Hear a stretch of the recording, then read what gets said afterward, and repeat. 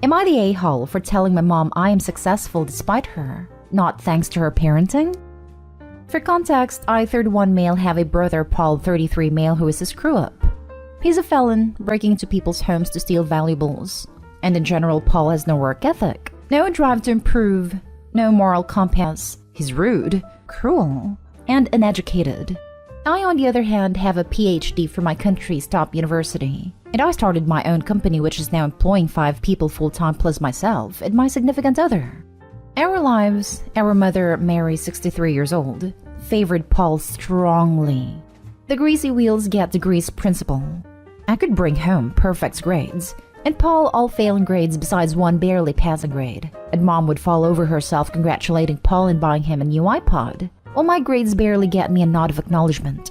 I worked jobs after school ended summer, only for my salaries to be stolen by Paul to buy weed, and Mom always gave him a pass. Our mother is a very warm woman, and I can tell that she wanted to celebrate even the tiniest achievement of Paul's to encourage him, and she didn't have the heart to punish/discipline either me or my brother. But in the end, it screwed over both Paul and me. Paul was taught that Mom will always bail him out, and that stealing is consequence-free, until the actual police was involved and not just our mom.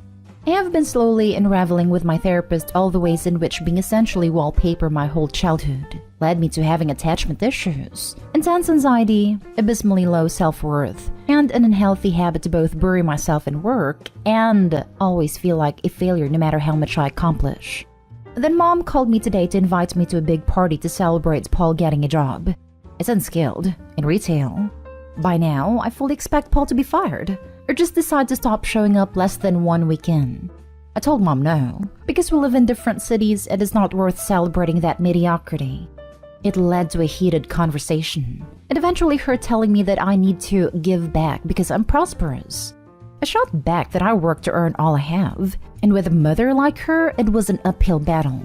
She told me she always supported me, and I told her what I typed above, and hung up angry. She texted me, "I'm sorry you feel that way and that I'm still welcome to Paul's party." I've been pacing and restless. Was I an a-hole? Now for the top comments. Not the a-hole. It sounds like you reached your limit and you're trying to set better boundaries for your own mental well-being. Definitely discuss with your therapist how you're feeling about what you said. Maybe they can give you a suggestion of how to address your mother in the future. I will. Therapy's Friday and it's gonna bother me until then, but I will absolutely address it with my therapist. If you haven't already, I suggest emailing your therapist what happened ahead of time, so they know what you want to address at a session, and or writing out what happened. It can help you relieve feelings and make sure you remember what you wanted to bring up. Hope the session goes well and helps you. Not stay home. "I'm sorry you feel that way" is a BS answer. You feel that way because of her neglect. And you're right. Celebrating him getting a retail job that you believe he'll lose in a short time is meaningless. If anything, further contact with either your mother or Paul will encourage them to start asking for things. She's going to expect you to allow your brother to bleed you dry just like she did. I think you're better off cutting both these people entirely loose. Not stay home. Your standards are higher and it would benefit you to stay away and visit Mom and the family on a different day when they aren't celebrating Paul. It'll put you in a bad mood while that's going on. I've been quietly trying to avoid seeing Mom when Paul is around, but it's hard because he still lives under her roof, and the distance means that each travel to see Mom is a tall affair lasting days. I rarely see her these days, and the pandemic just worsened what was already happening. Next story is titled, "Am I the a-hole for telling my 24 male twin sister 24 female that she no longer has a brother?" So I had a fiancé 24 female and I just knew she was the woman I'd spend my life with. She was great in every way. Her and my sister clicked greatly and they became best friends, which was huge for me because my sister and I were best friends as well. So I'd go on double dates with her and her now husband. I found out my fiancé was cheating on me and blew up on her. She cried and said the usual stuff, but I was destroyed and called off our engagement and broke up with her. She ended up getting in a relationship with her affair partner, which stands to this day. Afterwards, before I blocked my ex and everything as I simply forgot, I saw her post on Facebook a picture of her new boyfriend happily hanging out with my sister and her then fiancé. I got angry at my sister and told her I thought it was wrong for her to do that. I know that she's a grown woman, but I thought that she would be mad at her too, especially since we are so close. We are twins. She tried to explain to me that she loves me more than anyone, but that she cherishes her friendship with my ex and didn't want to let either of us go. I ignored her after that and she called me. We went back and forth, her trying to plead with me and me angrily refusing to see her point of view. I then told her, have fun with your new friendship. Don't contact me again. I'm done with you. And then blocked her and my ex and everything. Since then, I moved from our old apartment and have gotten a new one and changed my number. My father and a few trusted friends have this info and have been instructed not to give it to my sister. My father had been telling me that my sister had been distraught and wanting to talk to me, but I was pretty adamant that I didn't want to. He obliged. Then she called me on a new number and told me she was getting married and that she would love for me to be there. I was ecstatic at first, but then I remembered my ex had asked if she and her new boyfriend would be there, to which she replied that she was going to be a bridesmaid and that the boyfriend would be there. I then told her that as of now, we are both only children. A little harsh, but I was angry. I hung up the phone and blocked the number. They are married now, but my dad tells me that she is visibly distressed and that he's afraid it will take a toll on her marriage. I don't want this to happen, but I am in no way over any of this. I still feel betrayed twice. I don't really want to see her at all. My biggest thing is that when she was cheated on by her college boyfriend, who I became friends with, I scolded him and comforted her. But when I get heartbroken by my fiancé and soon-to-be wife, she feels like it's okay to mingle with her and the guy who helped break us up. It's as if I don't matter. Although I love her to death, I feel a lot of hatred towards her right now. So, am I the a-hole for telling her that we are only children from now on and completely shutting her out of my life? Look, while it's true that you do not control her and who she's friends with, you control yourself and your actions. You asked her to give up her friendship with someone who betrayed you. She refused. You decided that you didn't want her in your life anymore. The condition you've laid for her to be in your life is that she give up your ex. She doesn't want to. Clearly, she values that relationship than her relationship with you. Either that or she's expecting you to come around to her way of thinking. As long as you stick to your guns and don't go around harassing your sister or ex, I think you're not an a-hole. She's allowed to make her choices, but then so are you. I feel like that's what it comes down to. Sister had to make a choice and doesn't want to live with the consequences. Also, don't be swayed by your father's report about your sister being visibly distressed and is worried that it will have repercussions for her marriage. Anything that happens will be a direct result of her own decisions to value her friendship with your ex-fiancé over you. You certainly do not owe anything to her, much less your forgiveness in order to save her marriage or your relationship to each other. She made her own bed, and she can lie in it. Sister didn't want to let either of us go. And when she had to pick, she didn't pick you. But she wants to make amends? How would that work? She just wants to have her cake and eat it too. Not stay home. Also, your dad said that she's visibly distressed and that he's afraid it will take a toll on her marriage. How so? Unless she cheats on her significant other like her BFF did to you. If I had to guess, the husband was an OP side about all this and the sister ignored him to get her way. Not an a-hole. The amount of people who truly think OP is an a-hole is astonishing. Dude's life gets nuked, and you all are like, get over it. She can gloss over his heartbreak, but when he does it, he's in the wrong? So much for empathy. So many fakers out here. Next story. Am I the a-hole for refusing to go on a vacation with my family due to my bratty nieces also being invited? The people invited on a vacation. My parents, 48 female/52 male. My pregnant sister, 25 female, her husband, 29 male, and their daughter, 6 female/4 female. Myself, 23 male. My sister, 21 female. My parents planned a family vacation for us from December 26 to January 1. They rented a cottage upstate with enough room for all of us. I don't want to go if my nieces will be there. I know I sound like a horrible uncle, but there's a reason for it. My sister/brother-in-law are earth parent types. My nieces were born at home with only sister, brother-in-law, and a midwife, who doesn't have any medical background or credentials present. They literally let my nieces do whatever they want. For meals, my nieces are allowed to choose what they eat. So if they want ice cream or cookies, that's what they get. My sister/brother-in-law won't make them eat anything they don't want to. They aren't sending my nieces to school. I thought they meant homeschooling, but they are letting my nieces decide if and when they want to learn something. My sister calls it unschool. Neither can count past 10. They don't always get the letters of the alphabet right, and neither can write their own name. They're more interested in the tablet or watching stuff online. I don't even know how this is legal, but I looked it up and it's here. My nieces choose their own bedtime, so they can stay up all night. They sleep with my sister/brother-in-law and can't sleep without their parents there, so all their sleep schedules are messed up. They can't stand to be away from sister to the point they follow her to the bathroom. My sister can't even go to the store without them or there's a tantrum. They are glued to her. My brother-in-law can get away with a few hours. One time we went skating, and it was just cold enough to be slightly uncomfortable.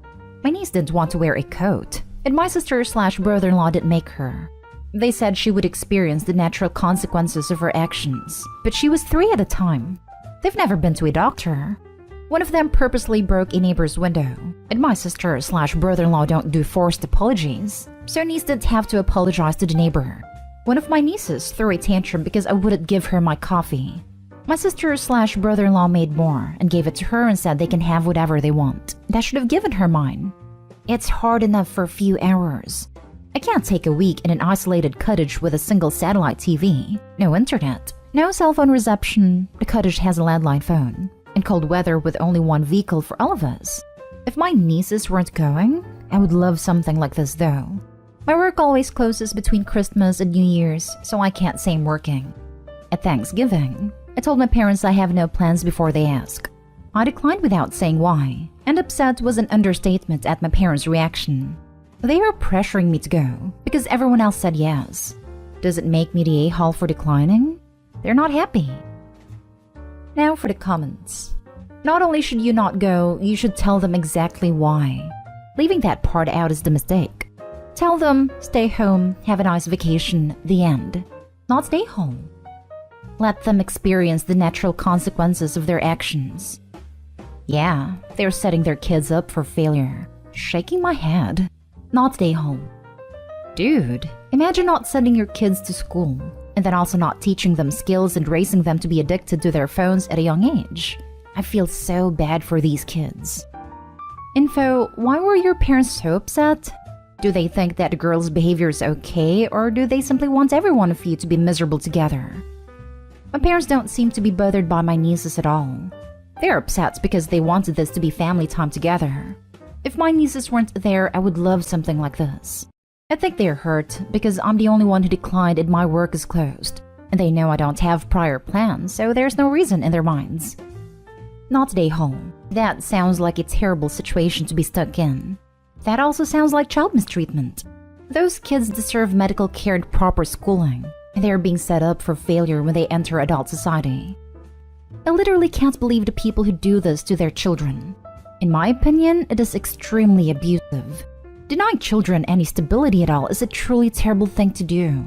These are not going to be healthy or capable adults in any way, even before the fact that they literally have no education or social skills. I seriously hope state governments step in and make this illegal and start cracking down and checking records.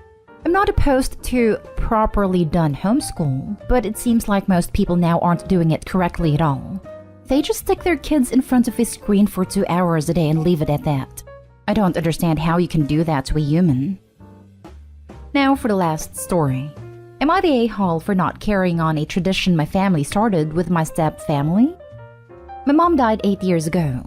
She had me, 17 female, my sisters 14 female, 12 female, and my brothers 13 male, 11 male, with my dad. Dad is remarried. His wife has 2 kids of her own, 10 female and 9 female, and together they have 2, 3 male and 1 female. When I was born, Mom bought me a necklace. Not a super fancy one, but something that could be customized and added to, and she added each of my siblings. And when they were born, they got them too, with all our names on them. We all have them. We all wear them. It's something special for us. A few months ago, my sisters noticed my baby brother's necklace and asked him about it. He explained it was a necklace our mom gave each of us and was a tradition we had as siblings. This brought up questions about why they and our half-siblings were never included. My dad asked me about it when he remarried, and I told him it was something I wanted to continue with the steps. He left it there. His wife did bring it up several more times, and ultimately was unhappy that I didn't want to keep it alive. Because I was always my mom's helper with them for my siblings, it was seen as changing the tradition if I didn't want to be part of it. My dad and his wife ended up getting a different thing to symbolize the blended family. But the question ultimately came back to the tradition started by my mom. My dad asked me the other day why I didn't want to continue the tradition with a step family. I told him it didn't feel right to me to continue my mom's tradition with people who are not my mom's family. He asked if that was the only reason. I admitted to him that I love my siblings more, and if I'm honest, I'm not sure love comes into the relationship I have with the steps or halves. That I don't feel very strong emotions for my step or half siblings, and I see even our future adult relationships differently. He told me he was glad I was honest. Yesterday, his wife cornered me and told me her girls are still upset we didn't keep the tradition, that they feel unaccepted, and like they're not true siblings and we're not a true family because I didn't want to do it for them. She then said my influence has my siblings feeling the five of us are more bonded to each other than with the steps and halves. She said not wanting to continue it shows that I'm okay with hurting people, and that it makes me a very cruel person. Am I the a-hole? You are not the a-hole. The necklace was a tradition with your mom, and your stepmom is never going to replace or take over the place in your heart where your love for your mom is. She has no right to try and manipulate you like this. Keep talking to your dad about how you were feeling as you navigate the situation. And I would tell stepmom that as an adult, her trying to bully 5 children who lost their mother and just want to keep her memory alive makes her a very cruel person. And a selfish a-hole. Not the a-hole. The tradition your mother started was for her children. Your stepmother's children are in no way related to your mother. Ignore her. Your decision honors your mother and is not cruel. Not the a-hole. Tell her that she's being hurtful and cruel to you. Do not let her guilt you. She's supposed to be the adult in the family, not the pouty kid who wants everything. Do speak with your dad and let him know what your stepmom is doing and how uncomfortable you feel about her.